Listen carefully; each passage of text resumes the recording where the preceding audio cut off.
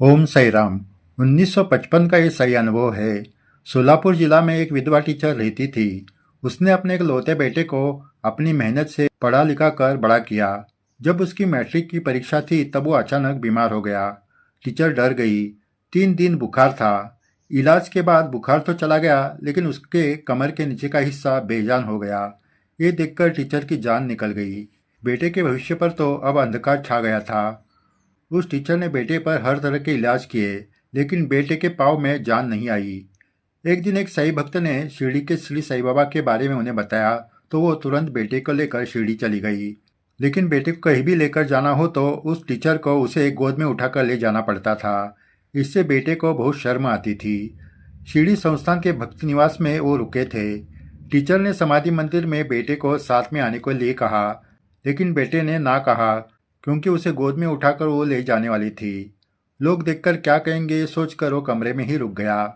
Teacher अकेली समाधि मंदिर में आरती के लिए चली गई। उन्होंने बाबा को बेटे के लिए प्रार्थना की। बेटे के हालत के बारे में सोचकर वो रो रही थी। वो रोज अकेली आरती के लिए जाने लगी। ऐसे 3 दिन हुए। तीसरे दिन समाधि मंदिर में वो आरती के लिए शामिल हुई। बेटे के भविष्य के बारे में सोचकर उसका दिल भरा आया था। उसका एकलौता बेटा ही उसका सहारा था, लेकिन अब उसे ही जिंदगी भर सहारा देने की जरूरत थी। यही याद कर करके उसके आंसू थम नहीं रहते।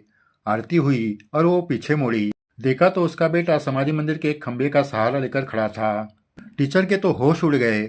उसे अपने आंखों पर विश्वास नहीं हुआ। वो दौड़ते हुए बेटे के पास गई और वो समाधि मंदिर में चलकर कैसे आया ये पूछने लगी।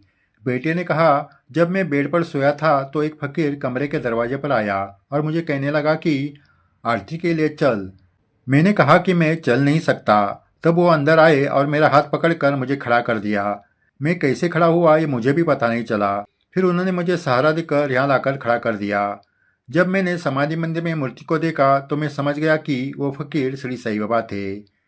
ये सुनकर वो टीचर साई समाधि के सामने नतमस्तक हुई। जय साई राम।